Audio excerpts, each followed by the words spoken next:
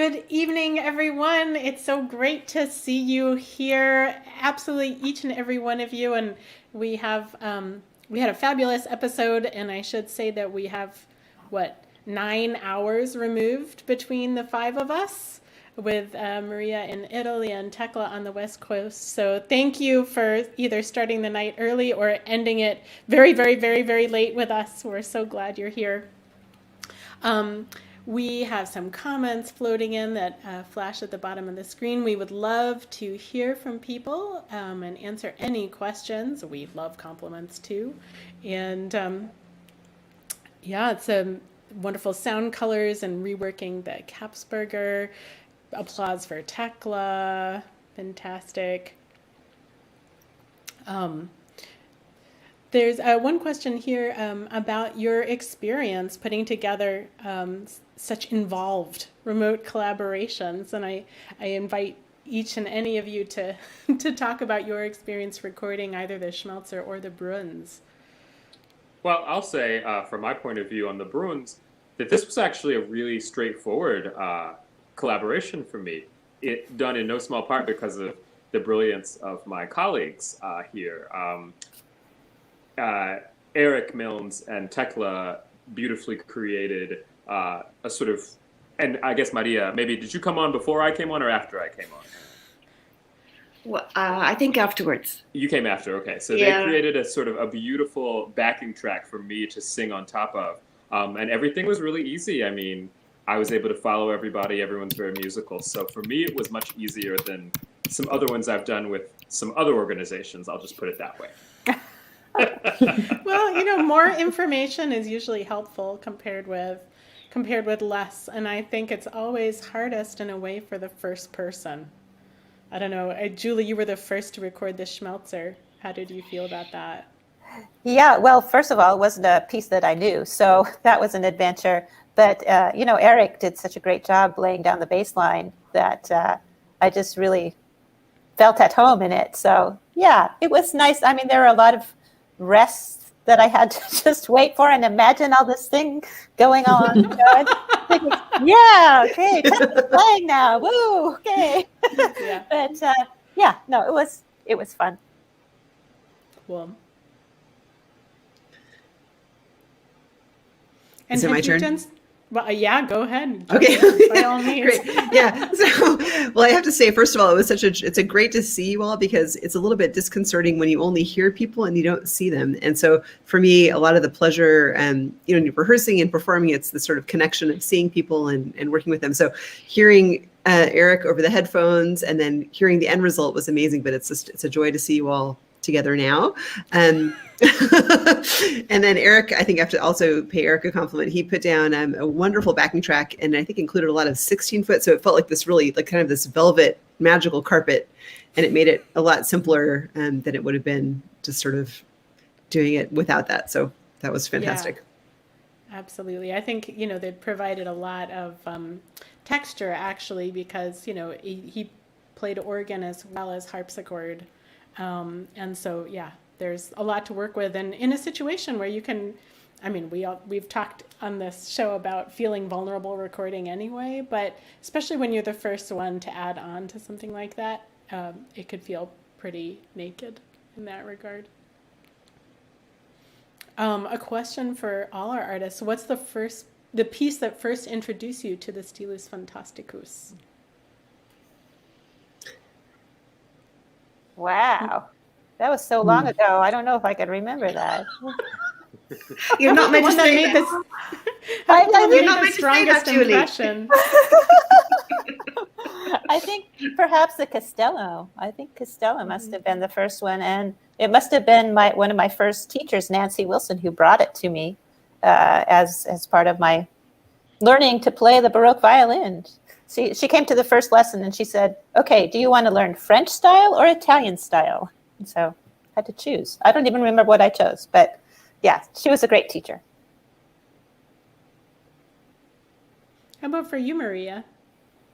I guess I'm thinking about Moffat, and I'm thinking about his toccatas for organ and you could also play them on harp, and so I guess that's the first composer I think about when I think about Stilus Fantasticus.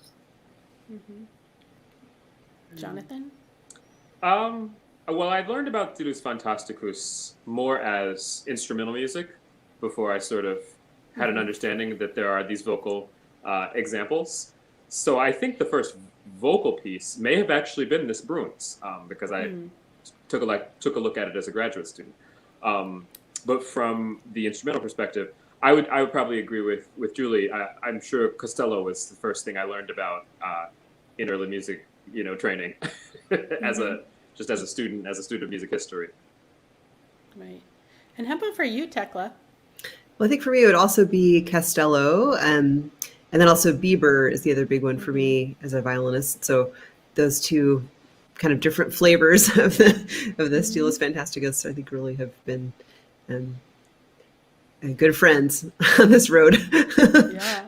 So, yeah. A question here about the different recordings, and I assume these are archival recordings. So some of the solos that you guys offered up, where they were recorded. Why don't we go maybe in the order that they were seen, starting with Julie?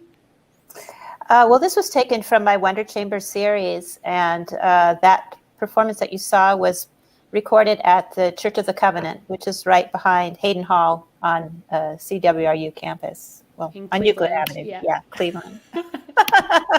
Yeah, to be precise, Cleveland.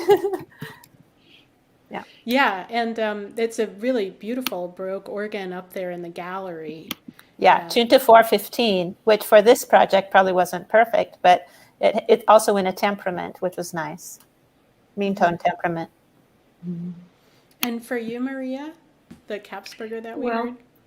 The Kapsberger, I recorded. It was August, and I was in Umbria, in Italy, and I was staying with my cousin, and we were writing, desperately trying to finish a CD booklet for a deadline, and actually we were deciphering some coded letters that we had just discovered, written by Marco Uccellini in Modena.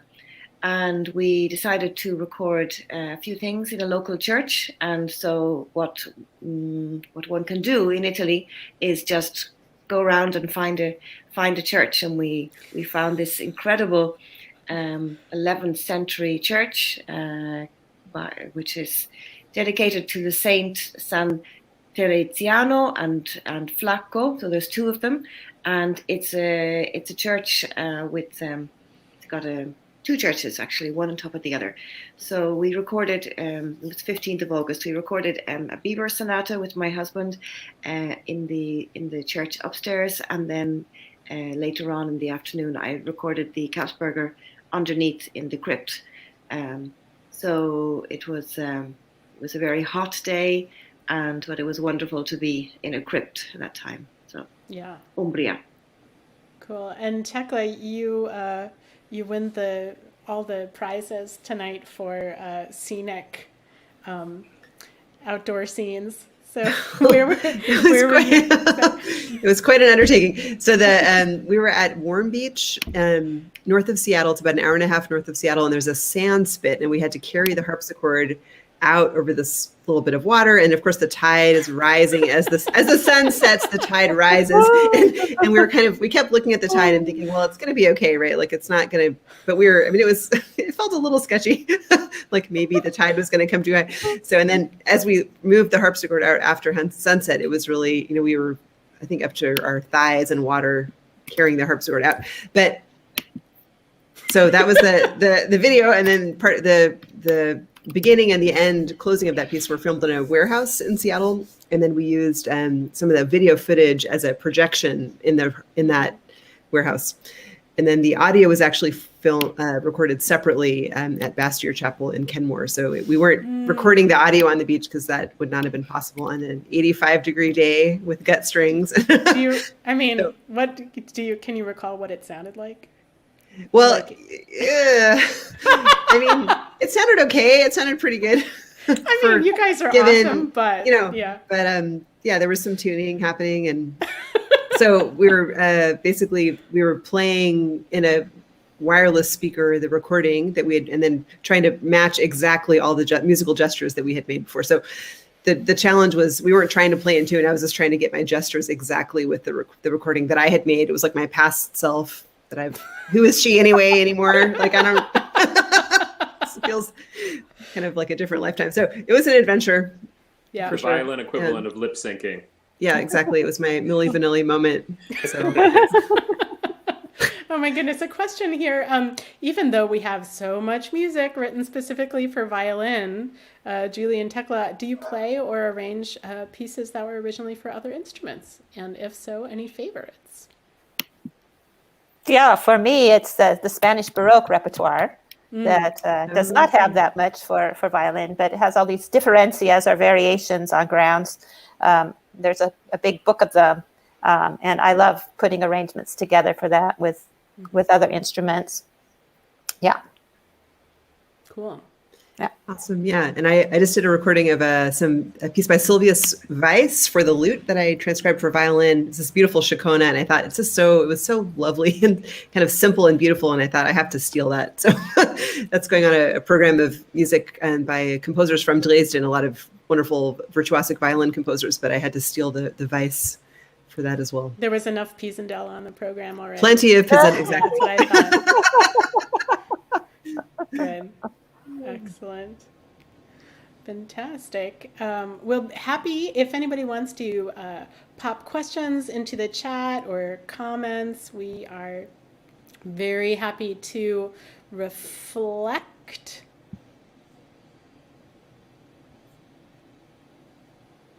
Thank you so much, Monica. I'm so glad you love the program. What was the purpose of the synthesizer on top of Eric's harpsichord? You do not recognize that as an organ? I think basically we're talking about a sampled synthesized organ sound. So, this wonderful lush bed of sound that we were talking about from Eric, that is part of where that is coming from, his bag of magic tricks. Absolutely. So it has been great to talk with everyone. I want to encourage our audience to tune in for something completely different and equally magical and wonderful with our Jewish Diaspora episode, airing 2 weeks from tonight on Monday, March 1st with Daphne Moore and Elizabeth Weinfield.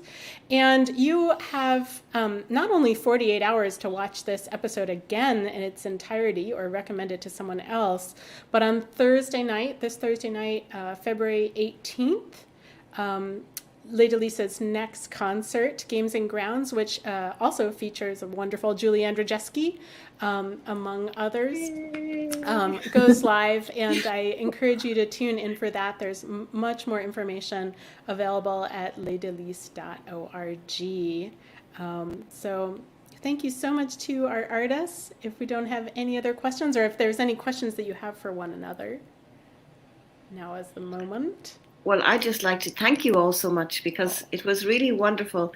And I think it's one of, I have to say, I have done very, very few collaborations, actually, really only, I don't know. This is probably the only one. I did one or two about a year ago, I guess, right at the beginning of the lockdown, which it's unfortunately nearly a year ago. And they were, they were very, very short and sweet ones. But so this is actually the first one, and it was wonderful. I do want to say I hope it's the last, and I mean that only in a positive way, that we can all, and particularly at this time, you all in the States can start to play pretty soon. So right. I really wish you all a lot of luck, and I hope that we also can, of course, play together in the future. I don't know when, but maybe next year. Well, we're all coming to Italy to see you, Maria. So right, of course. I do have to admit that summer has came this weekend, and we had our first ice cream. So that means Okay. summer is open. Oh boy. And here we sit in snow. Yeah. Well, There's a- we were also in snow about a half an hour before. Okay. Yeah. I should say it was a real pleasure. It's, to do these, to create these opportunities, not only that, but also to create the collaborations themselves. And, we've learned a lot, even within SalonEra in the last 6 months that we've been doing this. And I should say every single one poses its own new and special challenges. And these were, these two pieces were actually the longest and the most complicated that we had ever produced for this show. But your musicianship really makes it all worth it. So thank you so much. Well done, Thank you, Deborah. Deborah. Thank We you, wouldn't have Deborah. been able Bravo do to it all of without you. Thank you. It was really a Thank delight. you. Thank you. Yeah. That's a good night. Thanks so much. Good night, everyone. Good night, Good everyone. night. Thank you. Bye-bye, everybody. Bye-bye.